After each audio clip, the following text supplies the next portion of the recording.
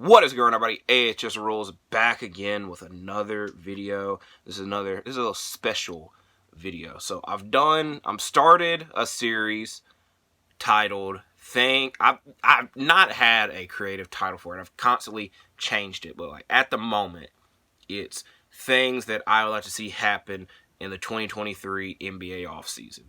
The first video I made was talking about moves and just changes I'd like to see some of the rebuilding teams and / non-playoff teams do this offseason. The second one was play-in / playoff verge teams, what I wanted to see them do in the NBA offseason. That was before the playoffs, so some teams made it to the playoffs, obviously, so I'm not going to double down and talk about them. Where this one today is going to be a special edition one. I'm only going to talk about one team. Then the next edition one, I'll talk about the other teams that were eliminated in the first round. It just won't be as timely. Where this one is very timely because news is constantly coming out about this team. I don't know why. And the main reason it's a special edition one is because it's my favorite team. It is my Memphis Grizzlies. And I've tried to think of like a word to use to describe this year. And most of them have been negative. The first one that comes to mind is wasted. But I feel that you could say that about a lot of teams. So the one word I would use to describe this year is a roller coaster, which technically is two because I put the A, but roller coaster. Because some roller coasters are good, fun, and wild, but some are just painful, and you're just ready to get it done with. That was the case this year. This team, and again, I mentioned in a couple of videos, I'm like, I should make a video talk about the Grizzlies, but just like, I'm biased, and I didn't want to be really negative in those videos, and I would have been negative in those videos because there's a lot of bad things that happened to this team this year, but the constant that I always said was, I have no clue how this team finished as the second seed. So that obviously is a good thing, or should have been a good thing, but the playoffs happened, and it wasn't. Talk about the playoffs. We went against LeBron James and the Lakers.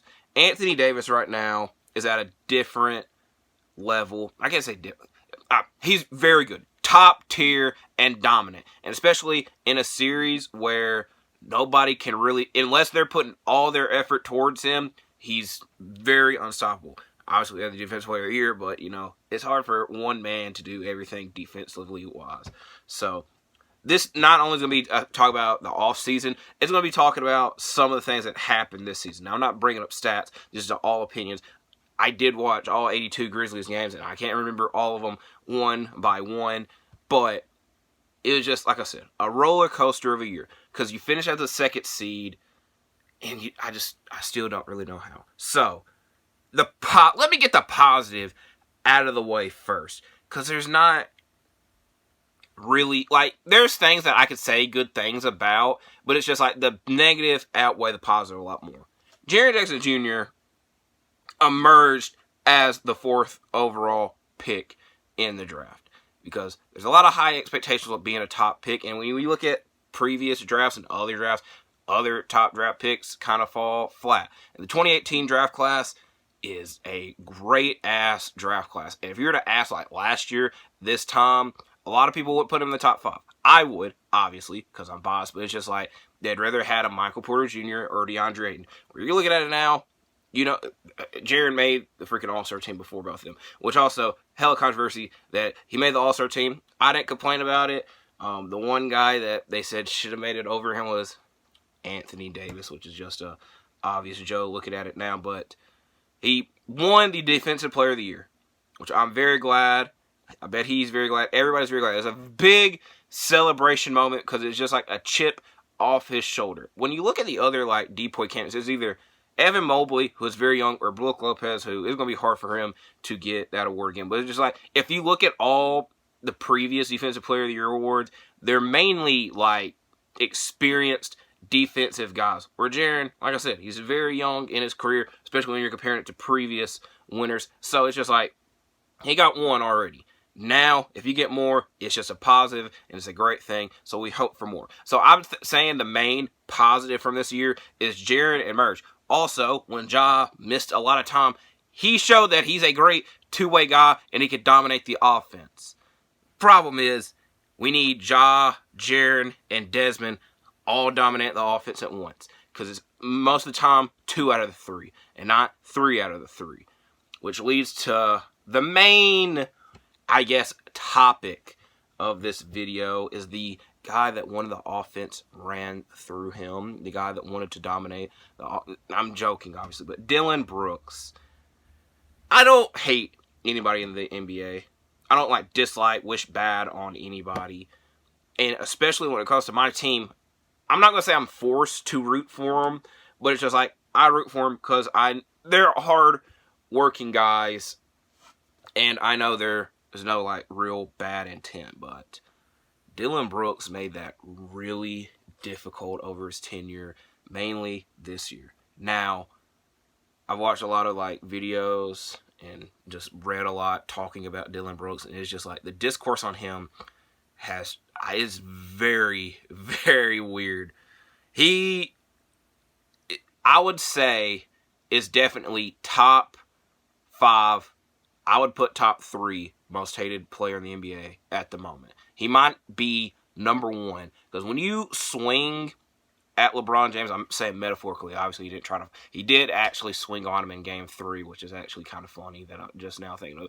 But you get the point I'm trying to make. When you go after LeBron, you are going to get everything coming towards you. And that was the case with his quote saying he pokes bears, he's old, which a lot of people is you're lying. But it's just everything he said in that was true.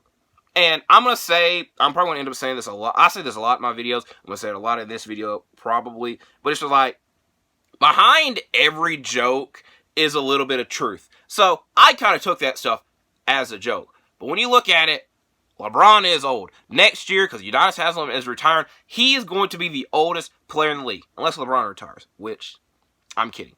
But, where am I? But it was just such a roller coaster year with Dillon, because he had his highs, which most of that was not offensively. What did I just say? That was his lows offensively. Highs, there's a portion where he was guarding a lot of good players, and he deserves a lot of credit defensively. But because he does so much other stuff that's not needed and sometimes doesn't help, talk crap to people that he doesn't have to. Again, I'm not going to tell what to do, but I'm just going to say what it looks like after it happens. But I'm not going to say LeBron broke him, but it was not the same. After we saw game 3, or some saw game 3, LeBron go up to Dillon, and we don't know exactly what was said, but you can mouth read what was said. But it's just Dillon did not act the same after that. Especially game 2, where he's shooting arrows, getting in LeBron's face, talking wise. It was not the same after that. But it's just now we're getting reports, which we don't know whose side reported it or acknowledged it.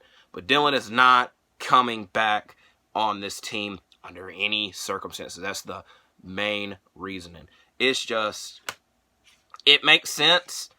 And a lot of the media is trying to make it look like we have scapegoated him, which I just hate that. But it's just if you looked last week at who was getting joked on and who has been joked on a good majority of the year, basketball-wise, key word there is basketball, because Ja caught a lot of flack for non-basketball related reasons. But basketball-wise, it was Dillon Brooks. If somebody gets memed, it's most likely Dillon Brooks.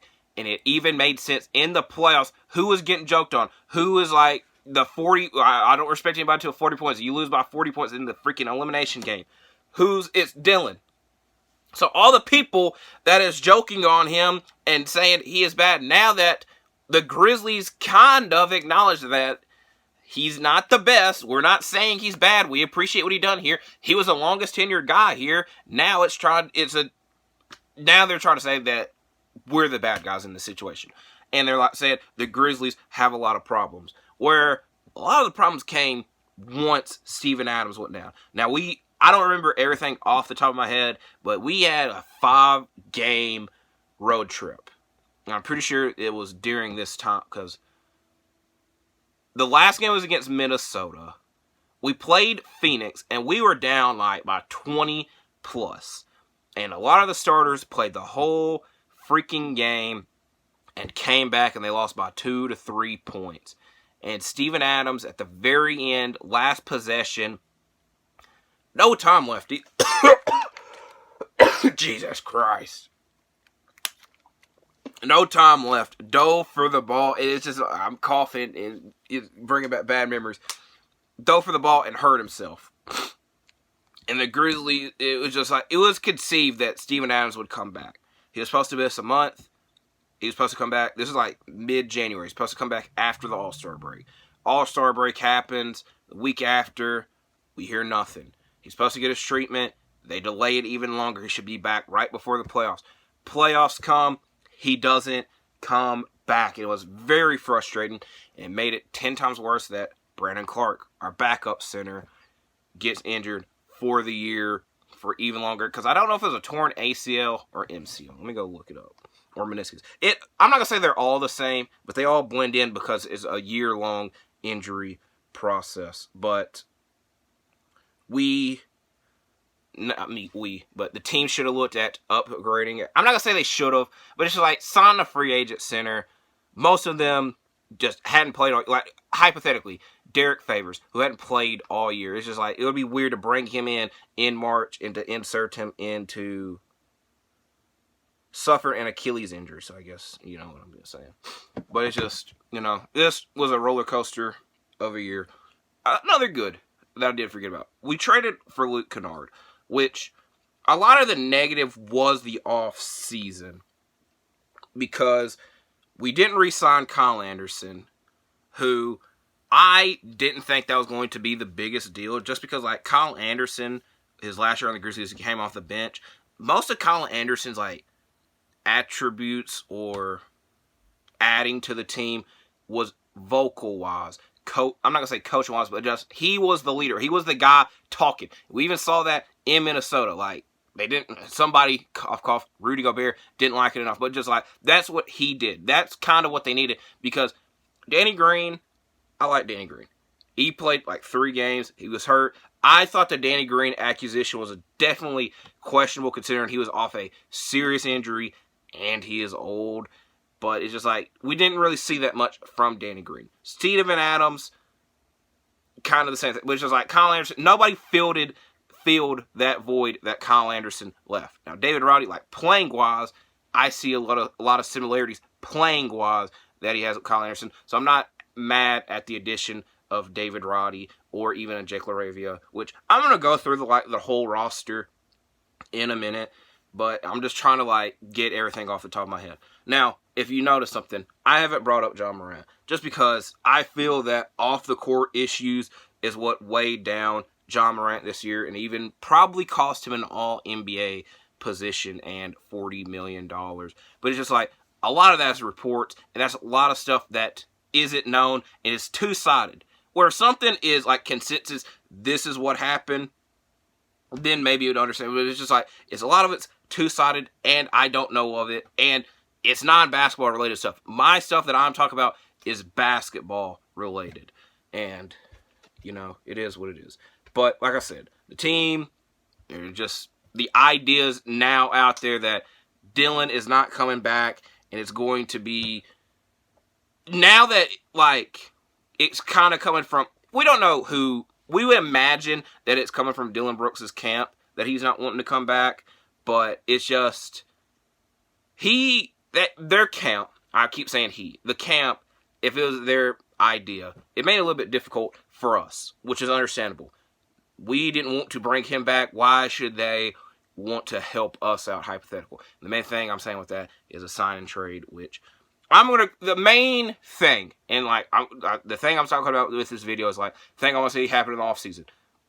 100% obvious. A way better Dylan Brooks replacement. I think every Grizzlies fan would agree with that just because Dylan Brooks cannot shoot threes on a consistent basis, and it just hurt the team, especially hurt the team against the Lakers because they didn't care what Dylan did. And Xavier Tillman, love Xavier Tillman. He's not that big of an offensive threat. Jaren, it's just like, like I said, the other thing that needs to be done, which I think over time will progressively happen, is the big three of Ja, Bane, and Jaren need to know how to work well together offensively, all at once. Because like right now, like I said, it's like 2 of the 3 dominate offensively. The other guy is just there. Like I said, I think progressively that will improve over time. And that's kind of like the good thing that I've thought of all season. I just didn't want to think of it and say it because it makes me think I'm in a losing mentality. But it's just like when you look at the timeline of this team and you look at the timeline of the Western Conference, we're kind of the top young team. I've broke down like the Western Conference into teams that are old, teams that are young, teams that are in the middle. So I'm going to be looking to, because I have a little NBA poster on my door, and so it breaks it down by the conference. So like Nuggets, they're in the middle. Most of their guys are like 27. They're in the middle part of their career, and they're the top Western Conference team at the moment. They're the number 1 seed, 2-time MVP. A lot of people think 3 times, but that's not the case. Minnesota, they're in the middle, but Minnesota has a lot more flaws than we do. OKC, they are a top young team, and I think with Chet Holmgren, they're going to make a big jump next year. Portland, they are a great mixture of I don't know what the hell. I'm going to say middle, but it's just like I don't think Portland, it was going to be very, very, very, very difficult for Portland to be a top team in any of these categories I'm making. Utah, it's a mixture, but I think they're going to lean towards the young side, so I'm going to put them in the young category. Also, I should be writing this down, but I don't have a pen. Warriors, Clippers, Lakers, and even now, the Suns are all old teams. And I know that it's been harped on a lot. It's just like, yeah, at some point, these younger guys are going to take over the old heads. But when you look at the playoffs so far, the old heads prevailed. And it's mainly an injury basis thing for us, but I'm not making an excuse there. Sacramento are very young. They're right there with us. To be fair, it's definitely up for debate. Dallas, I'm going to say young because I'm going to imagine they're going to add guys that fit Luka, and obviously Luka is very young, but it's just like I think Dallas is going to have the same, I'm not going to say similar troubles to Portland. Houston, they're very young and inexperienced. They have not been good the past 2 years, but the way their offseason is looking way different than in my video that I made talking about them.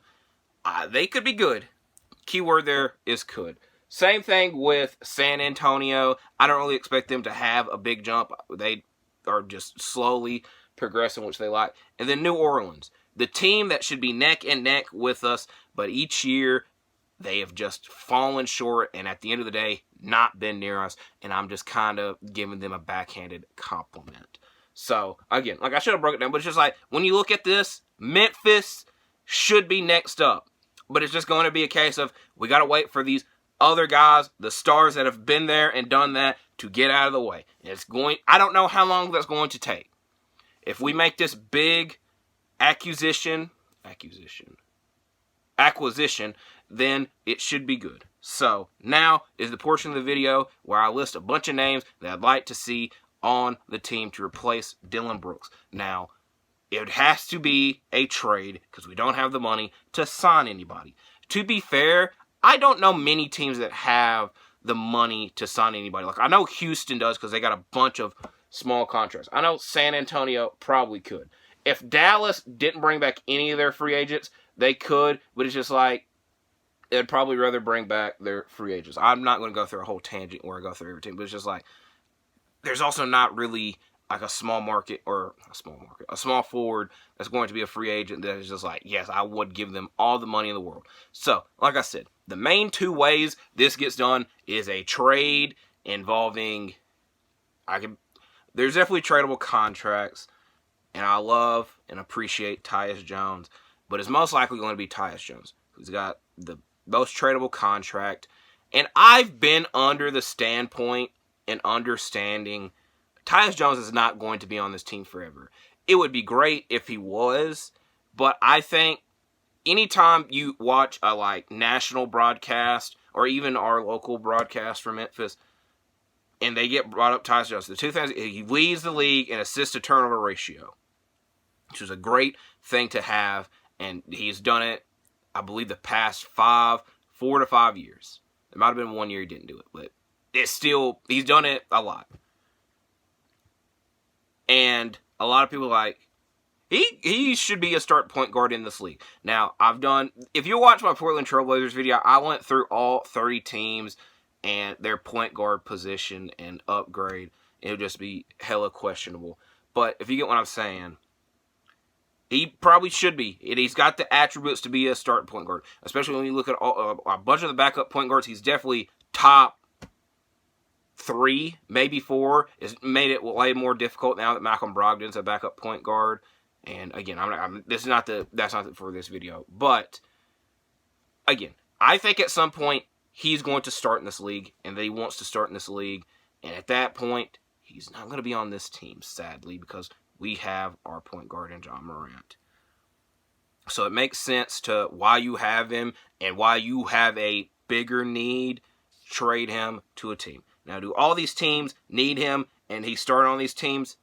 Maybe not. But like I said, it would either be a trade involving Tyus and several picks, which I'll get into that in a minute, or a sign and trade involving Dillon Brooks and several picks, which I imagine is going to be a lot more difficult considering Dillon probably does not want to help the team out, and I don't know what the hell's next for Dillon Brooks because there's a lot of rumors again of why he's not coming back. The main one being that he wanted a bigger role in the offense, which right now we're struggling to get Jaren rolling with Ja and Desmond Bane, and he keeps saying, well, they wanted me to be a 3-and-D guy, and that's not his exact quote, but it's kind of like it. But it's just like, he struggled at the 3-point part and that, so it's just like, why do you think? I will admit, I've always said Dillon Brooks is great at driving to the rim and laying it up, but he just does it so rarely. It's just like, I don't think we're going to be willing to commit to something that hasn't been proven to, like, be actually true. And the thing that we want you to do, you don't do well at that. Also, you had a bunch of other problems. It makes it a lot difficult. And especially when there's a bunch of guys out here that offensively can help us jump. The big question is going to be defensively. So, I've got a list of small forwards here. My dog is coming in the door. I'm intrigued to see if he comes into the camera, but we will see. So, the main one being the guy that we wanted to get at the trade deadline. And each day, I feel there's a chance that we can get him. But it's going to be very, very difficult. Mikal Bridges. He fits the age timeline. He does not miss games. And we saw from the short time span that he's been in Brooklyn, he can do a lot offensively. But the main thing we need from him is 3-and-D. It would definitely suck because it would kind of be a downgrade. Because like I said, right now, he is the guy in Brooklyn. And we like seeing him in this role in Brooklyn. And everything that I'm about to say is kind of me giving a backhanded compliment. But it's just like, if you look at Brooklyn, they need a lot done there. And hypothetically, a lot of Brooklyn fans want to get Damian Lillard or at least trade for a star or at least trade for a point guard because they did not like Spencer Dinwiddie in the playoffs. It's just like, you're going to include picks, which the last time you made a trade involving picks was the James Harden trade. That was kind of a failure. And it's just like, Damian Lillard, Mikal Bridges, it's just like, in the Eastern Conference, where there are 2 to 3 top teams, is going to make it a lot more difficult. So, everything that I'm saying is, Brooklyn obviously values Mikal a lot. And we try to give them 4 freaking first-round picks for him, and they said no then. I think the only way we can get Mikal is if Brooklyn realizes building around him might be difficult, and we don't know which direction to take next. And again, that's just me dreaming and hoping he ends up on the team, because he's the perfect fit everywhere. Defensively, offensively, team is just perfect. It hurts that we didn't trade for him at the deadline. Next, OG Anunoby, the other guy we tried to trade for at the deadline, and this is going to be on some hater level stuff. I don't know, I think if we did Dillon Brooks in a sign and trade, 2 first-round picks for OG Anunoby, I wouldn't have a problem with it. The problem is, A, OG is an expiring contract. B, he has expressed wanting a bigger role, which, I don't know if a lot of people realize this. A lot of these teams, there's very few teams that you can go and have a bigger role on any nowadays. And if you are hypothetically getting a bigger role, the main example I use is like Jeremy Grant. He wanted to go to the Detroit Pistons a couple of seasons ago and have a bigger role. But guess what? That did not lead to the team winning at all, and the team didn't really need him. And definitely, they don't really have, like, Bogdanovich. We can debate, like, who's the upgrade. There was just, like, having this bigger role and wanting this bigger role is great, like, personally wise. At the end of the day, that doesn't really do much for the team sometimes. So, like I'm saying, with an OG Anunoby who's expressed wanting a bigger role at Toronto, there's just very few teams that you can go to and have a bigger role on. And those teams that you probably could go to and have that bigger role on are the losing teams. It's very rarely that we see that type of team make a bigger jump. Like, there's obviously the great example of James Harden leaving OKC and leading Houston to the playoffs and building around him. But it's just like, I would imagine there's probably more times than not it not working than it working. But that's just kind of me wanting my team to fulfill their needs than that. But like I said, if OG Anunoby hypothetically went to the Houston Rockets and they made the playoffs and it was mainly because of him, I would give him his flowers and give him his praise, and he would probably get a lot of praise from everybody else. But it's just like, I'm trying to look at the realism side, and I'm also trying to pipe dream my team fulfilling their needs. It's just like, I'm at a whole freaking, we're 26 minutes into this video. It's just me getting to what I want to see happen. But, again, back to what I was saying, the main reason I'd be mad at getting OG compared to everybody else is we would have been wasted time. Because we tried to get OG at the deadline, and we wasted a freaking postseason, which, to be fair, with OG, it would be a little bit, that series would be a little bit different. Are we winning? Who knows? But they are probably not going to leave OG wide open like they did Dillon Brooks. But it's just like, I feel like we're wasting time. But if we were to give them Dillon Brooks, which he is Canadian, I know that a lot of people like to have Canadian players sign with Toronto or go to Toronto because of the whole connection. But it makes sense. And this is a joke, but if y'all remember I said earlier, behind every joke is a little bit of truth. If y'all want to tank Toronto, Dillon Brooks is your guy to get. Next, I've seen a lot of Grizzlies fans want to trade for this player who's a teammate of Mikal Bridges and probably a lot cheaper and is a great 3-and-D guy and has been an anchor of a defense for Dallas, Dorian Finney-Smith. And I think him with Jaren would be great. I think anybody with Jaren would be great considering what we saw with Dillon and Jaren. But Dorian Finney, I feel I wouldn't be against because he's probably a lot cheaper to get compared to Mikal. And also, again, like I said, most of these trades either involve a sign trade with Dillon Brooks or Tyus Jones. Then with Brooklyn, you can use Spencer Dinwiddie in a trade unless you want him to come off the bench. Or you want Tyus to come off the bench, which I feel if we're trading Tyus, I'd want to see him start. That way he's getting what he wants. You know, it's kind of hard to fulfill everybody's fantasies, but at this moment, I'm trying to fulfill mine. Next, a guy I want at the deadline, but it's going to be really, really hard to get, DeMar DeRozan, just because out of all these guys on this list, he's the most expensive guy. But it's just like the main flaw he has compared to all these other guys on the list is defense. But it's just like DeMar is a leader, which, like I said, kind of lacking a leader, or at least a vocal guy and a guy that I feel would fit well offensively for this team. But like I said, the main problem is A, money, and B, defense. But C, if we got him and did not have to give up much, which again, I imagine we would, I wouldn't be against it. But it's just going to be a case of what the hell is Chicago doing next, which we don't really know. Next, Bojan Bogdanovich from the Detroit Pistons. Defensively, he's not the best. 3-point wise, he's great. He fits our needs. I'm just kind of trying to rapid fire these. Also, Detroit might be interested in Dillon Brooks. They probably aren't in Tyus Jones. They would probably be interested in Dillon Brooks. Maybe. I don't know what the hell he's going to do. I just said that a minute ago. I'm just pipe dreaming.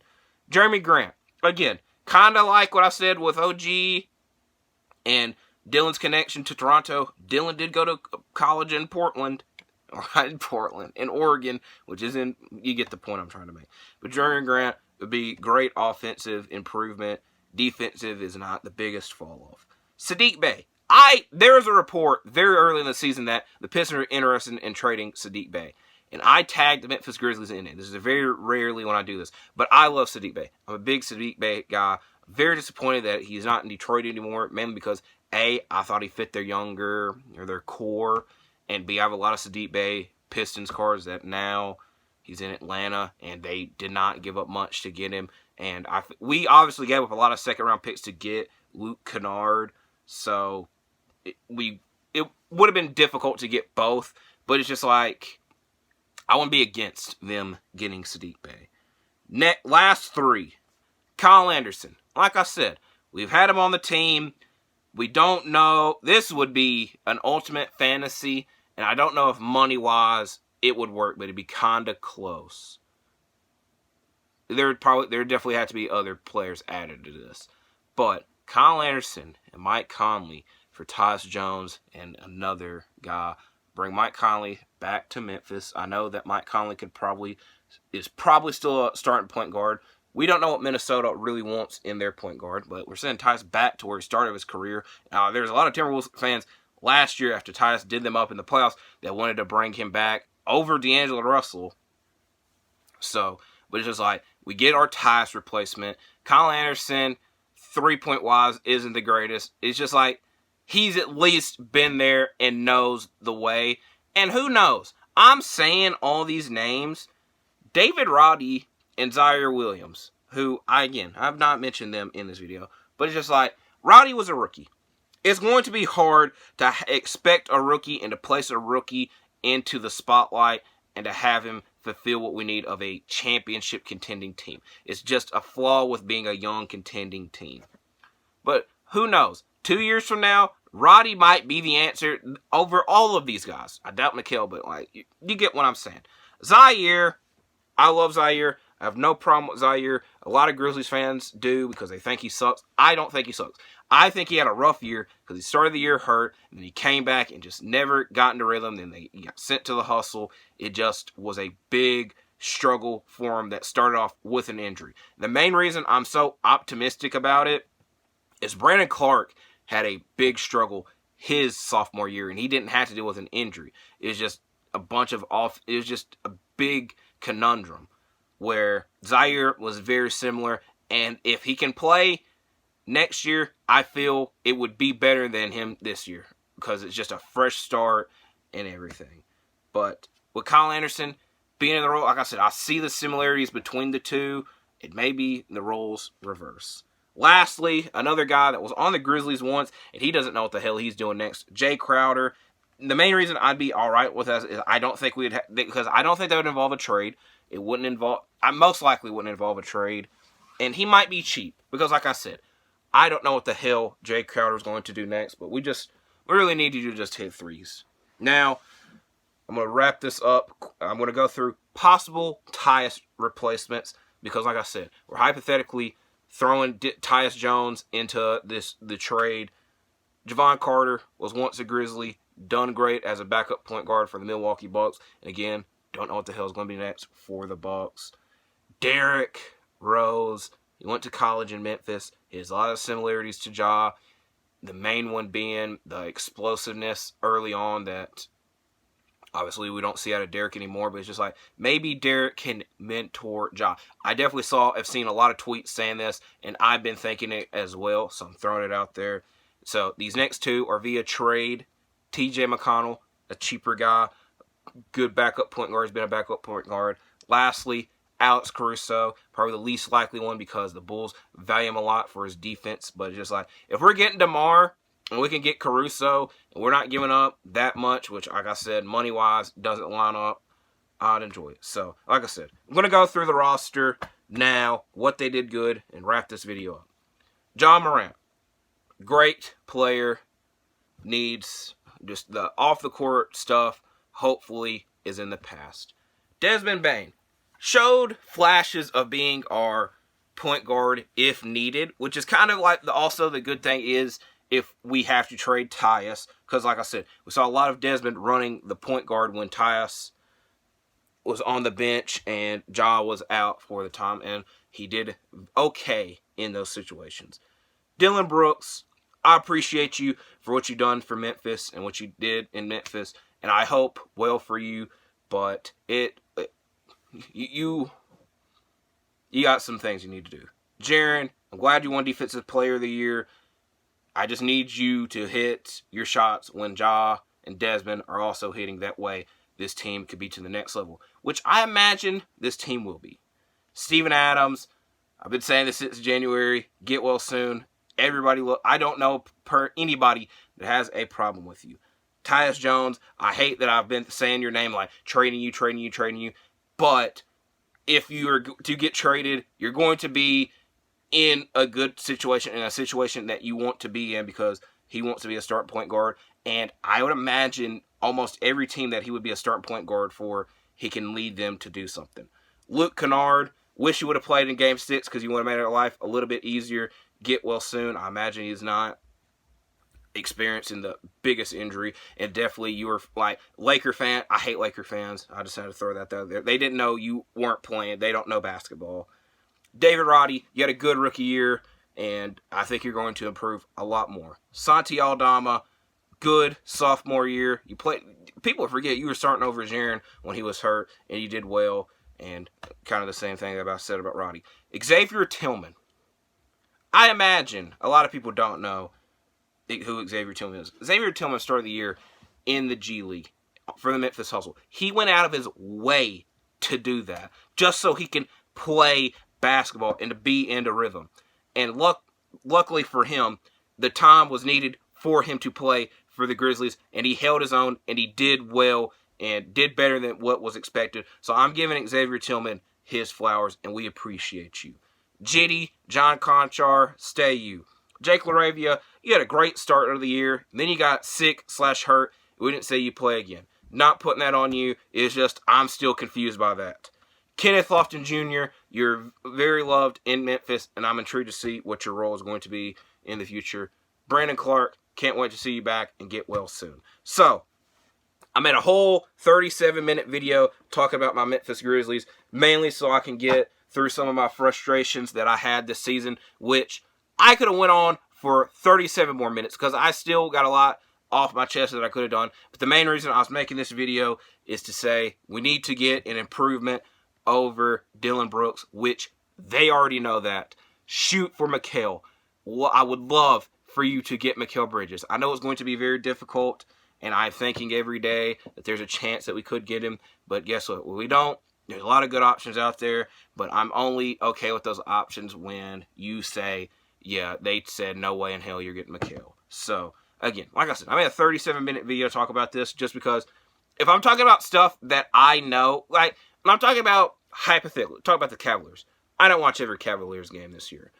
I can't go through their roster and say what they do well, when they played, when they didn't play, and all that. This team, I could. Also, this team's in the news. It's very timely. It's just, like I said, I had a lot to get off my chest, a lot that I wanted to express out there. Sorry it took 38 minutes to get all that done, but it is what it is. It's great to put that stuff out there. So, thank you for watching this video.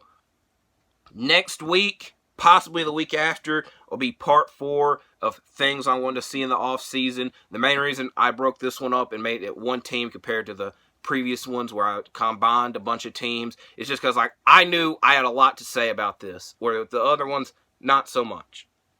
So, part 4 should be next week. At the least/the latest will be the week after, but there will be a part 4, and there will most likely be a part 5, and that'll probably be the last one, just because teams that are in the finals or at the very end most likely won't need a big change. So they don't need my opinions on it. But I do have other videos coming out. Friday, ROH review. Saturday, due to be Backlash predictions. Monday will be how I would book Night of Champions following Backlash. Like I said, we got a bunch of videos coming out. Everything is heating up. Wrestling, basketball, there's a lot of things you can talk about. I'm just keep talking. I need to shut up. So, thank you for watching this video again. Like and subscribe. I'll see you in the next one.